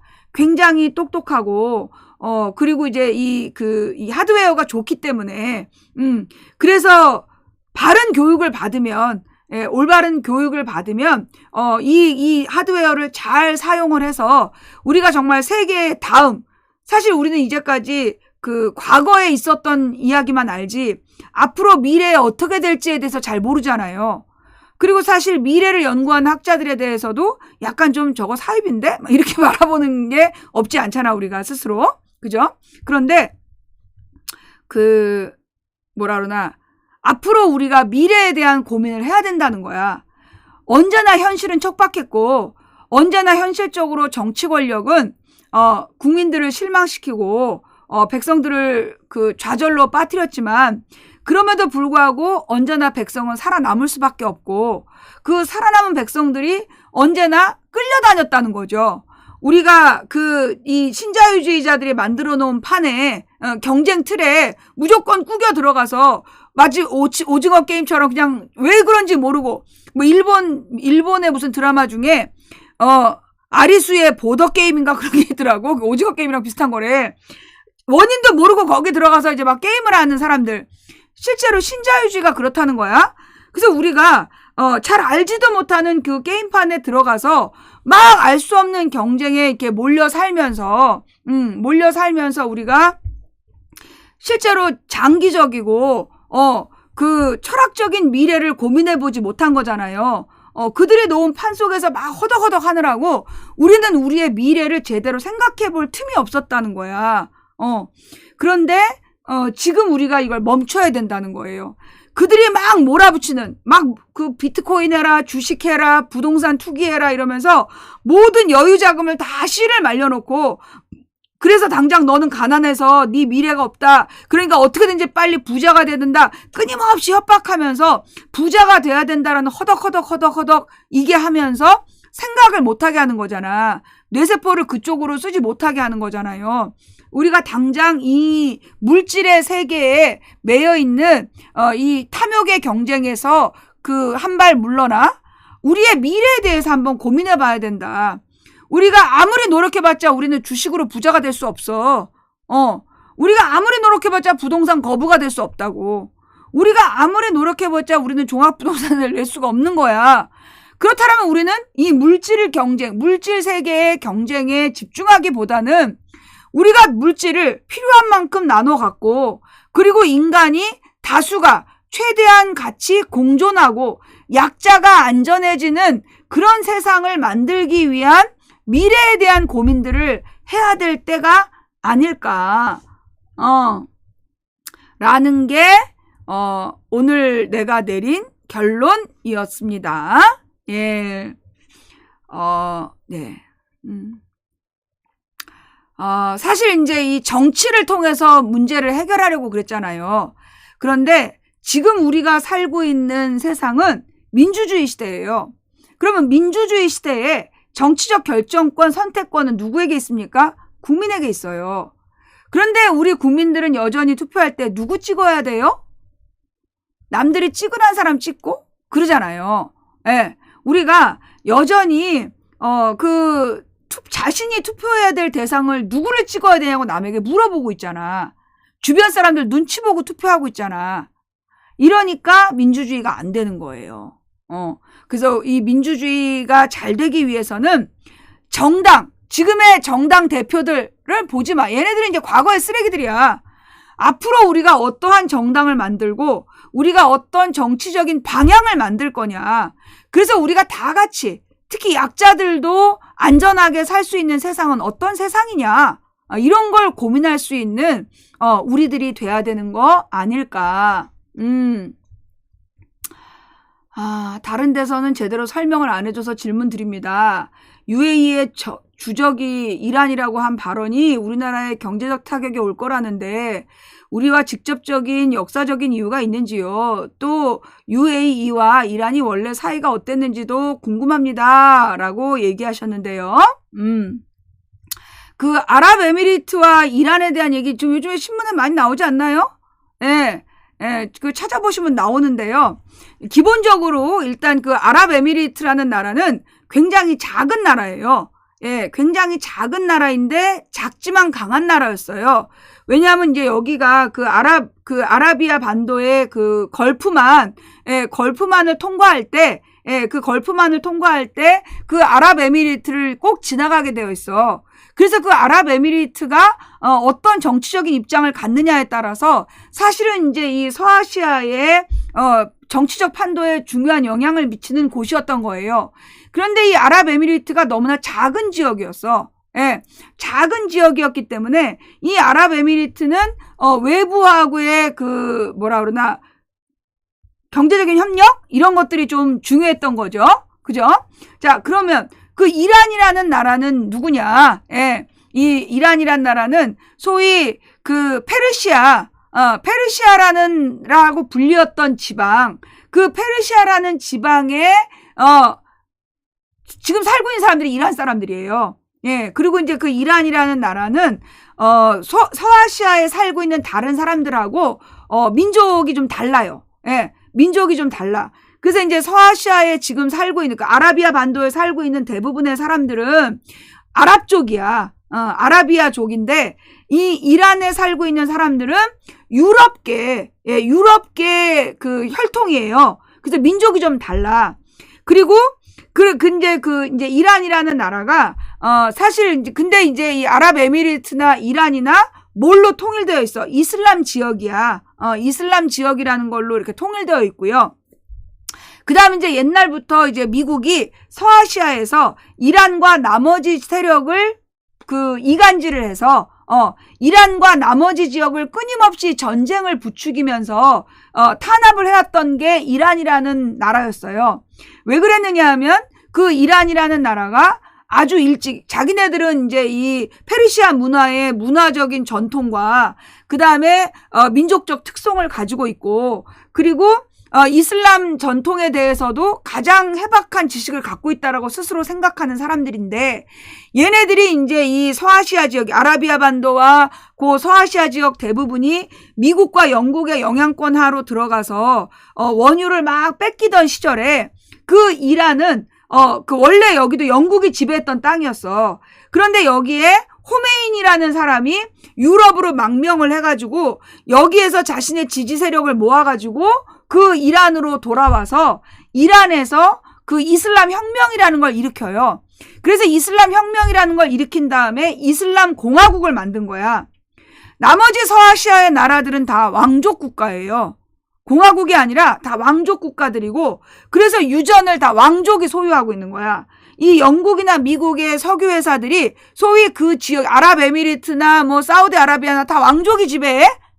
그래서 그런 왕족들하고 그 비밀 커넥션을 맺어서 그 원유를 미국이 안정적으로 값싸게 가져가고 그 왕족들에게만 엄청난 부를 주는, 그리고 그 나라의 백성들은 정말 그 천조가리에서 의지하고 사는 가난한 현상이 지금까지 100년 동안 유지해 왔던 건데, 그러면서 이 원유값을 자기네들이 통제하기 위해서 그 아랍 지방을 막 착취를 했는데, 그 아랍인들이 그 1970년대에 뭘 만들었어?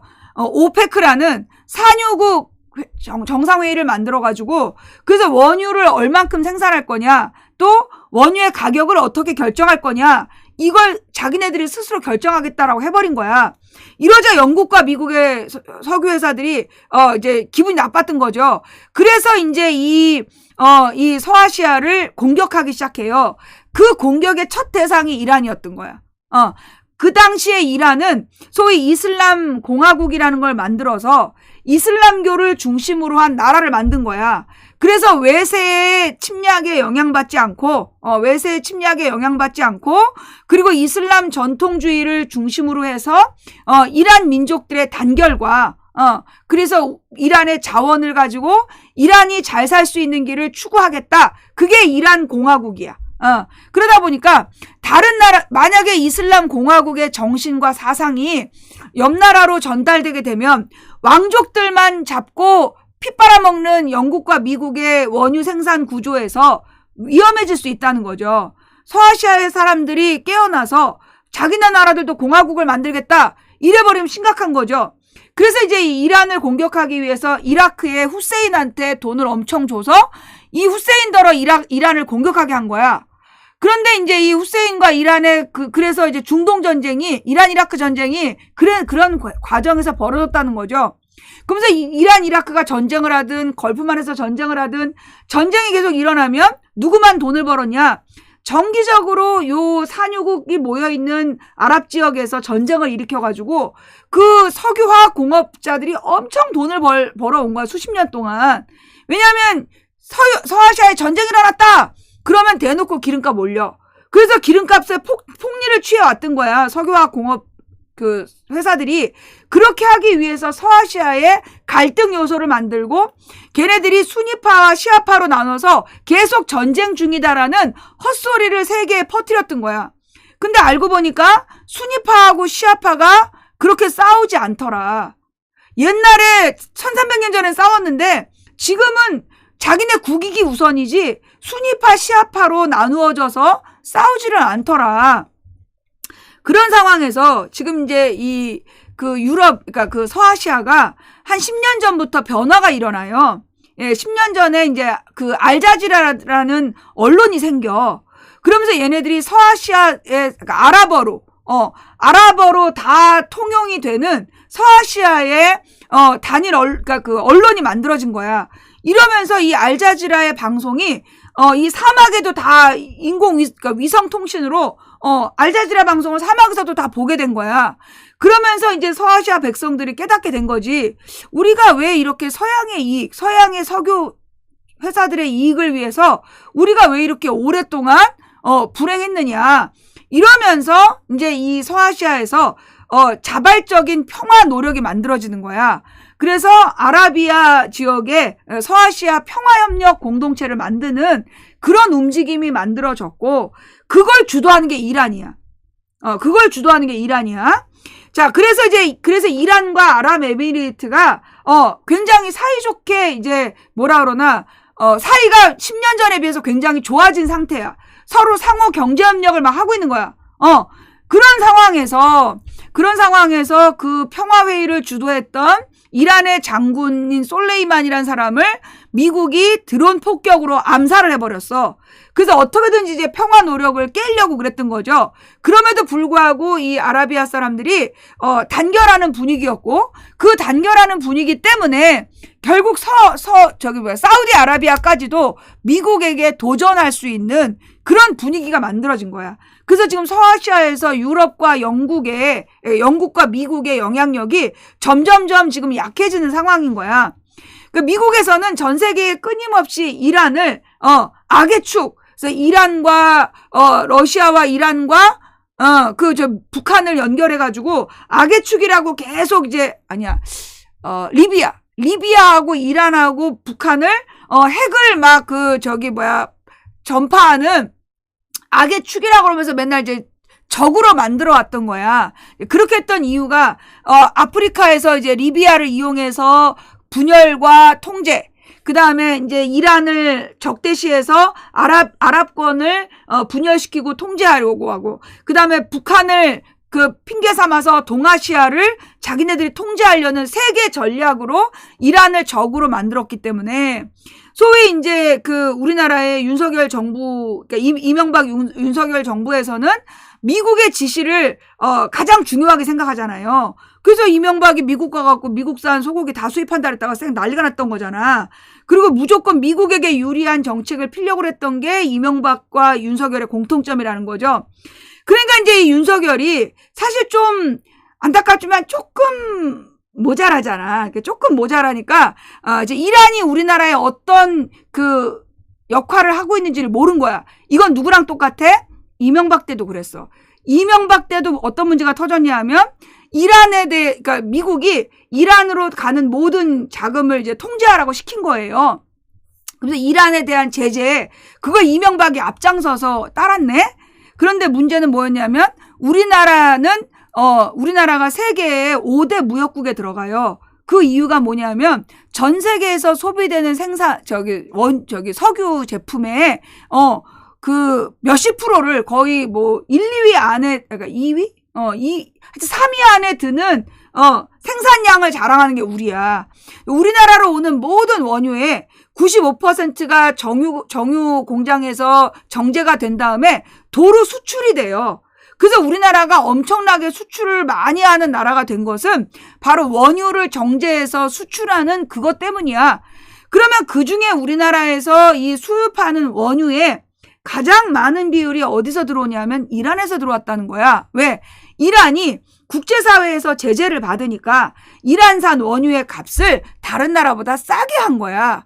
그래서 우리나라의 정유 공장들이 이란산 원유를 싼 값에 갖다가 팔아서 많은 이익을 얻고 있었던 거야. 그런데 이명박이 이란 제재에 앞장을 쓰는 바람에 이란에서 난리가 났어. 그래갖고 이명박 형이 이란에 쫓아가가지고 이제 막 로비를 하다 그게 또 걸려가지고 쌩 난리가 나고 그랬었던 거예요. 근데 이번에 우리 또 윤석열 대통령이 가서 아랍에미리트하고 이란이 잘 지내고 있는데 가가지고 아랍에미리트하고 이란은 적이다! 라고 발언을 하는 바람에 이란에서 화들짝 놀래갖고 너네 앞으로 우리 원유 안 살 거니? 뭐 이러면서 지금 난리가 난 그런 상황인 거죠. 그러면 이란에서 그 원유를 우리나라에 수출을 하지 않는다라면 어떻게 될까요? 기본적으로 정유회사의 이윤이 줄어들겠죠. 그러면 정유회사가 줄어든 이윤을 참을까요? 기름값을 올려서 해결할까요? 기름값을 올려서 해결을 하겠죠. 그럼 우리나라에서 물가가 인상되는 가장 큰 원인 두 가지가 밀가루 값과 기름값이에요. 기름값이 오르면 모든 것이 다 오르게 되겠죠. 그래서 우리나라의 경제에 악영향을 미칠 수 있는 이유가 바로 이란에 대한 막장 발언이다라는 이야기가 있는 걸로 전 알아요. 제가 잘못 이해했을까요? 네. 지금 무엇보다 아랍에미리트하고 이란은 사이가 좋대요. 근데 거기 가가지고 이제 미국이 이란 싫어한다고, 이란을 거기서 뒷담을 깠는데, 그게 이제 문제가 됐던 상황이에요. 네. 저는 그렇게 이해하고 있는데, 이게 사실이 아니라면 죄송하고요. 관련 기사들이 있으니까 한번 찾아보시면서, 아까 질문하신 님, 답변에, 이해가 되셨습니까? 왜 그런 말 한 건지 아직도 이해가 안 돼요. 지금 이제 아무래도 내가 볼 때는 윤석열이 자꾸만 외교적으로 실언을 하는 게 그냥 단순히 무식해서만은 아닌 것 같다. 윤석열의 외교적인 그 막장 발언에 공통점이 있다면 미국에 대한 충성 맹세예요. 윤석열의 이 막장 발언에 일관된 부분이 그 미국에 대한 충성 맹세거든요. 지나치게 과도하다는 거야. 그럼 이건 왜 이렇게 지나치게 과도할까? 내가 볼 때는 윤석열을 미국에서 인정해주지 않는 것 같아. 그러니까 윤석열이 뭔가 이렇게 좀 도둑이 재발절이라고 할까? 왜 그런 거 있잖아. 자신이 적자가 아니기 때문에 늘 전전긍긍해야 됐던 그 서자 출신의 임금들이 갖고 있었던 모습? 조급함. 그래서 자기 헛발질. 그런 좀 모습이 좀 보인다.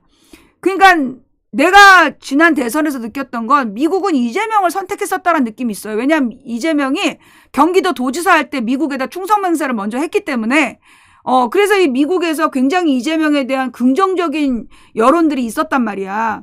그런데 이제 윤석열이 됐잖아. 사실 윤석열이 될 거라고 미국에서도 정확하게 예측하지 않았었어요. 미국의 여론 전문가들이 윤석열이 될 거라고 예측하지 않았었어. 그리고 거의 이재명이 될 거라는 분위기였단 말이야. 그러니까 이제 미국에서도 이재명이 될 거라는 걸로 판을 짰었을 거란 말이지. 그런데 윤석열이 돼버렸고 그러다 보니까 우리만 당황한 게 아니라 미국에서도 당황했을 거다. 그러면 지금 미국의 정재계로부터 인정을 받고 자신의 생명을 유지하려면 미국의 이 전쟁 세력에게 과도하게 충성 맹세를 할 수밖에 없는 거 아니냐. 박정희가 반공을 외쳤던 것도 같은 이유였거든요. 이 박정희가 미국으로부터 인정을 못 받았기 때문에 과도하게 반공을 외치면서 충성 맹세를 했던 거야. 자기가 공산당 당원 출신이었기 때문에 반공의 기치를 막 과도하게 주장하면서 많은 무고한 사람들을 죽였단 말이야. 그게 이제 미국의 메카시 세력에게 어필하기 위해서였거든. 나는 지금 이제 이 윤석열이 그렇게 무리한 발언을 하고 있는 배경이 내 생각에는 그 미국에서 좀 인정을 못 받는 거 아니냐. 왜냐하면 이제 바이든하고 막 그 친한 척을 했는데 미국이 바이든을 별로 인정하지 않아요. 무슨 얘기냐면 지금 미국의 정치 구조가 바이든이 통치하는 나라가 아니야. 바이든은 미국의 바지사장이야. 그리고 실제로 미국의 모든 정치는 공화당 세력이 하고 있단 말이야. 근데 이 공화당 세력도 불안정한 거야. 왜냐하면 지금 집권한 이 공화당 세력은 마치 우리 조선에서 소론과 남인의 공동체처럼, 그러니까 이제 노론의 반대가 그 서인의 노론과 소론이 있었잖아. 그리고 이제 동인에서 남인과 북인이 있었단 말이야. 북인이 제거당하고 남인이 남아있었고, 노론하고 소론 중에 소론과 남인이 결탁하면 야당연합이 됐던 거고, 노론이 언제나 여당이었잖아. 자, 미국에서 지금 공화당 지지 세력의 중심은 트럼프 세력이었던 거야. 트럼프 세력이었고, 그 반 트럼프 공화당과 민주당이 결합해서 지금의 바이든 정부를 구성했는데, 모든 실권은 바이든이 아니라 공화당이 갖고 있는 거지. 그러니까 지금 이제 바이든하고 윤석열이 뭐 좀 친하게 지내려고 해봤자 소용이 없는 거고, 그러니까 이제 윤석열은 지금 그 공화당 정부에게 어떻게든지 좀 자신의 존재감을 어필하기 위해서 무리수를 두고 있는 거 아니냐. 근데 이제 이랬을 때 옛날에 이명박이 미국산 소고기를 수입해서 난리가 났었을 때처럼 기본적으로 우리 국가의 국민의 이익을 중심에 두고 생각하지 않는 대통령들이 이제 미국의 충성맹세에서 자신의 목숨을 부지하려는, 왜냐하면 이제 박정희를 미국의 CIA 한국 지부장이 죽였기 때문에 언제든 한국 대통령이 미국의 말을 안 들으면 죽일 수 있는 구조라는 게 기본적으로 우리나라에 있는 거예요. 그래서 내가 볼 때는 지금 윤석열이 하고 있는 게 그냥 무슨 욕바지 옆에 있어서 그런 욕바지 무녀가 옆에 있어서가 아니라, 내가 볼 때는 지금 미국으로부터 그 정체성을 인정받지 못한, 그리고 그쪽 내부에서도, 국힘당 내부에서도 윤석열의 조직세가 약해요. 그래서 지금 이제 그 국힘당의 그 당권 경쟁에서 윤석열이 미는 사람이 김기현이고, 그러니까 반 윤석열파가 모여가지고 지금 나경원으로 갈 거냐, 뭐 이렇게, 근데 안철수가 나도 할래, 뭐 이래갖고 지금 거기가 혼란스러운 상태인데, 좌우지간 그들 내부에서도 윤석열이 주류가 아니고, 그러니까 주류이지만 소수의 주류인 거야. 다수가 아닌, 소수의 주류이고, 지금 그 미국에서도 지금 정치가 굉장히 좀 복잡한 상황이고, 그러다 보니까는 이렇게 외교적인 망언을, 외교적인 막장 발언을 계속 하고 있는 거 아니겠나. 라는 아무 근거 없는, 아무 근거 없는 잡설이었습니다. 예, 네. 하여튼 뭐, 제 이야기는 이 정도로 할게요. 자꾸 그렇게 어려운 거 물어보지 마. 나 아는 것도 별로 없어요. 예. 경선식 영단어? 경선식 영단어가 뭐예요? 예, 나 그런 얘기 처음 들어봤는데. 예. 자, 오늘 방송은 여기까지 할게요. 네. 별로 잘 아는 것도 없는 ENTP 아줌마한테 너무 복잡한 거 묻지 마시고. 예, 오늘 방송은 여기까지. 예. 자, 이 방송 재밌게 보셨나요? 제가 이 유튜브에 이거 전편을 올릴지 편집해서 올릴지 잘 모르겠는데, 혹시 유튜브를 통해서 이 방송을 접하신 분들 전편을 다 듣고 싶으시면 아프리카 TV의 레전드 경선샘을 찾아오시면 앞뒤 자르지 않은 전체 이야기를 들으실 수 있을 겁니다. 자, 오늘 들어오면서부터 자발적으로 광고 시청으로 후원해 주시고, 오자마자 업을 눌러서 사랑과 애정을 표현해 주신, 사랑과 응원을 표현해 주신 시청자 여러분께 진심으로 감사를 드리고, 물질로 후원해 주신 모든 분들께 감사를 드립니다. 예, 뭐 누구님 감사합니다라는 뭐 그 전자비서도 없는 방에서, 예, 묵묵히 여러분들이 후원해 주신 덕분에, 예, 제가 일일이 감사 인사도 못 드렸는데 묵묵히 후원해 주셔서 오늘도 힘차게 생방송을 진행할 수 있었고요. 또 우리 물질로 후원하지 못해서 미안해 하시는 분들은 그럴 필요 없다. 오늘 방송에서 쓸만한 얘기를 널리 전파시키는 것이, 여러분들이 후원자라는 것을 보여주는 길이다 라는 말씀 드리고, 우리 매니저님들은 언제나 한결같이 고생이 많으셨다는 말씀 드리고, 처음부터 끝까지 시청해주신 모든 분들께 감사드리면서 다음 생방송은 수요일 밤 9시 반. 예, 오늘 방송 어땠는지 잘 모르겠어요. 예. 뭐, 그냥, 아줌마의 잡설이니까 뭐 크게 신경 쓰지 말고 듣고 싶은 것만 듣고 가시면 되겠습니다. 예, 시청해주신 모든 분들 감사드리고요. 평안한 밤 되시고, 잠시 후에 쉬는 시간에 광고 시청으로 후원해 주실 분들께도 미리 감사드리면서 오늘 방송 여기까지. 수요일 밤 9시 반에 만나요.